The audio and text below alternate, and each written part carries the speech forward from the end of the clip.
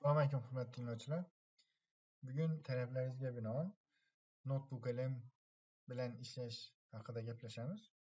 Notebook LM bu ozgina ma'lumot berib o'taman. Google'niki. Google yaqinda o'zi aslida chiqqaniga ko'p bo'ldi, lekin yaqinda bir yarim oy oldin, bir oy yoki bir yarim oy adashmasam, promptni yozishning hajmini 500 simvoldan 10,000 simvolga ko'tardi. Shundan keyin Notebook LMni bizga foydali taraflari oshib ketdi. Birinchi, hozirgi qisqa lifehackimiz asosan domlalar uchun. Domlalar masalan test qilish kerak, 200 ta test qilish kerak fandan yoki 100 ta test qilish kerak, imtihonlarda oraliq bo'lsin yoki yakuniy nazorat bo'lsin, shunda test qilish kerak. Testda boshqa GPTlardan foydalanganimizda, masalan ChatGPTdan yoki Grokdan yoki boshqalardan foydalanganimizda, Gemini bo'lsin, ular o'zlaridan bir qo'shimcha ma'lumot qo'shadilar. Notebook LMning foydali tarafi yoki bo'lmasam ulardan ustun tarafi, o'zidan hech nima qo'shmaydi. Manba qilib bizga nima kirgizgan bo'lsangiz, o'sha manbadan oladi. Mana hozir sizlarga ko'rsatib beraman. Manba kiritamiz, fayllarni yuklash. Men hozir shu dars uchun, kichkina darsimiz uchun savollarni tayyorlab qo'ydim o'zim. Shu temalarni mana shu statistikada o'tgan darslarim. Bular statistikadan testlarni qilib beraman. Mana tanladik, open dedik. Mana manba qilib, men hozir fayllarimni u manba qilib olyapti. Notebook LM. Manba qilib oladi va shu manbalar asosida test qiladi. Ya'ni tashqari bizani bergan manbamizdan tashqariga chiqmaydi.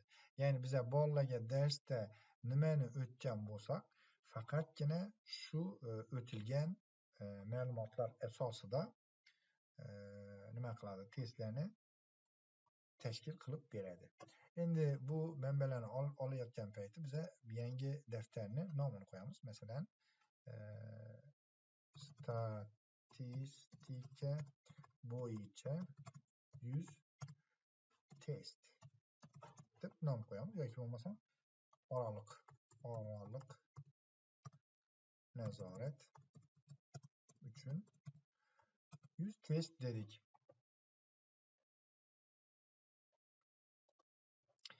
Endi bizani ko'rdingizlar, manbalarimizni oldi.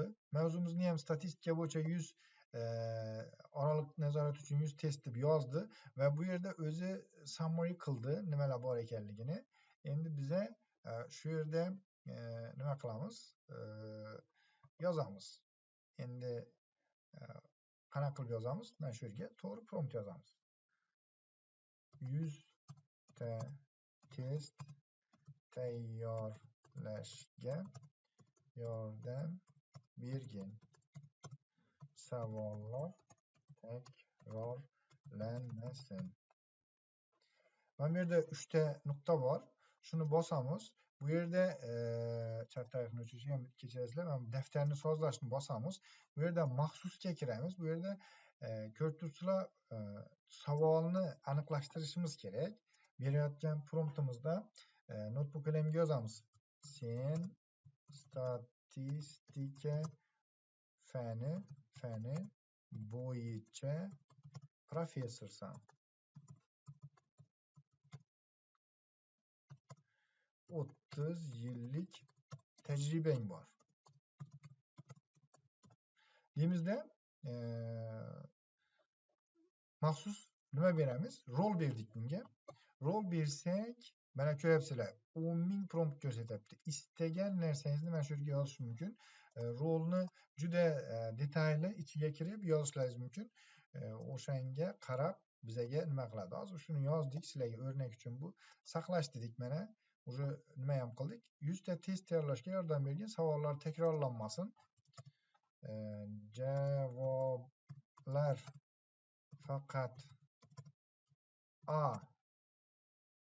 javobda bo'lsin. Keyin A, B, C, D 4 ta javob bo'lsin dedik va shuni qil deb enterni bosdik. Mana scanning your sources dedi. Bizning manbalarimizni o'qiyapti. Faqat bizning manbalarimizdan olib qilib beradi. Mana qaranglar. Hozir kategoriyalarga ajratyapman deyapti. Ozgina vaqtning ichida shu bizga hozir testlarni qilib berishini kutib turamiz.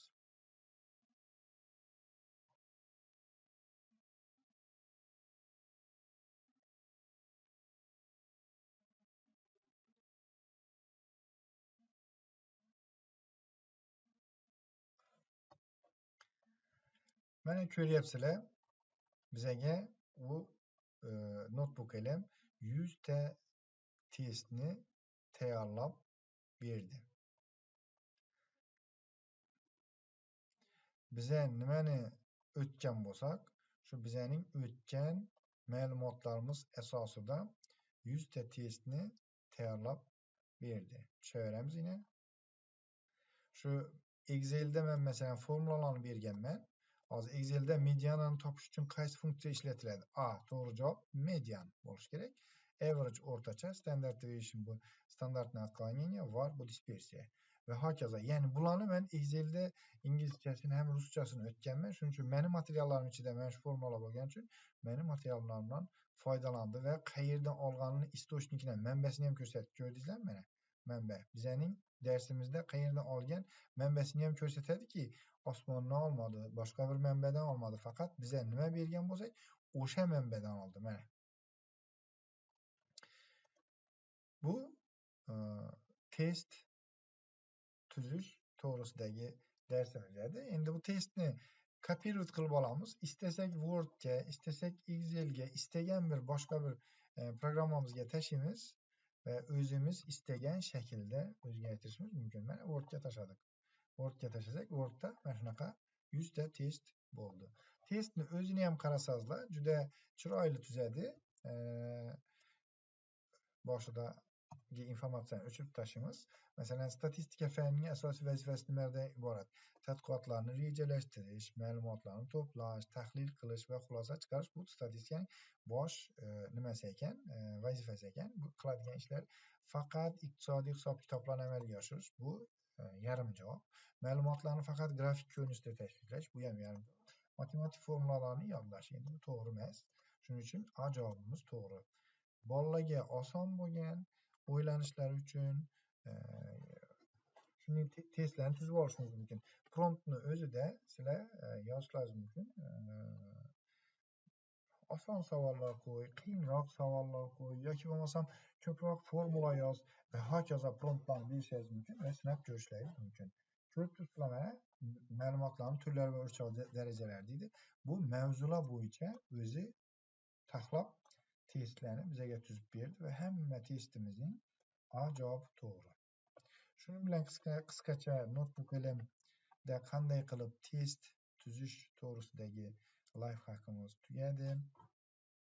Agar lifehacklarimiz yoqqan bo'lsa, like bosishni yoki bo'lmasam tanishlaringizga kanalni jo'natib qo'yishingizni iltimos qilamiz. Maqsadimiz O'zbekistondagi studentlar, izlanuvchilar, domlalarning bilimini yanada chuqurlashtirish, ularga o'rganish, usullarni o'rgatish, bilmaganlar uchun tabiiyki va O'zbekistondagi olimlarning darajasini bir daraja yuqoriga ko'tarish. Shuning bilan kichkina lifehackimiz tugadi. Salomat bo'ling.